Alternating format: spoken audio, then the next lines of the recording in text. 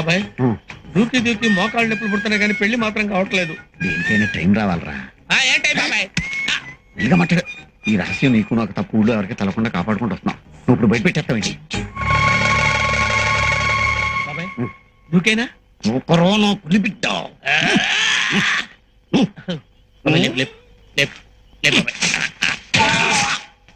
వాడెవడో రోజు సచ్చు ఇంట్లోంచి గోడ దూకి పారిపోతుంటే ఊళ్ళో ఎంతమంది ఉండి కూడా పట్టుకోలేని ఎదవలో అయిపోతున్నాం. ఈ రోజు కూడా దూకుతాడంటావా?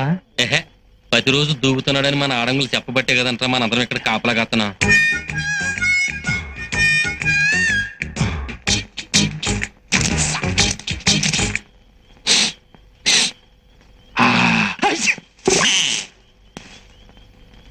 నేను తుమ్ముతానని చెప్పాను కదా, ఆడు తుమ్ముతున్నాడేంటి?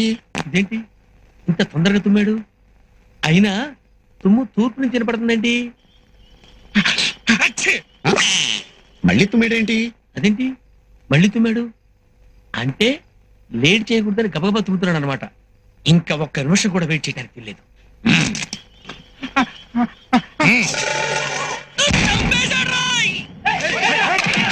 ఎక్కడో మాడుతున్నాడు.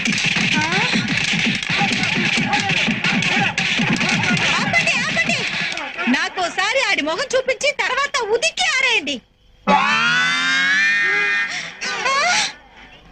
నువ్వా? నేనే సచ్చు. ఏదో తమాషాగా. ఏంట్రా తమాషా?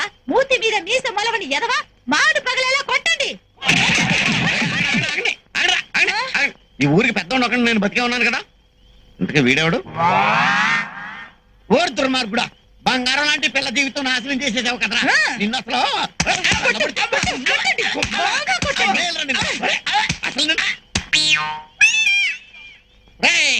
ఈ చెడిపోయిన పిల్లని ఈ ఊళ్ళో ఇంకేమో కూడా పెళ్లి చేసుకుంటాడా?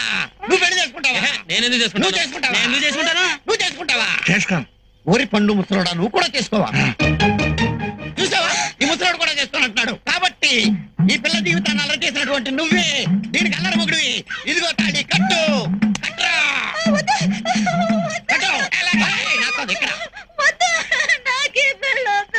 నోరు మూసుకో. నువ్వు చిన్నదానివి, నేను చెప్పే మాట నువ్వు. నేను పెళ్లి చేసుకోకపోతే ఈ జన్మలో నీకు పెళ్లి అవ్వదు. కట్టరా. ఈ లూజు బస్ అంటే ఏమనుకున్నావురా? సింహం రా సింహం.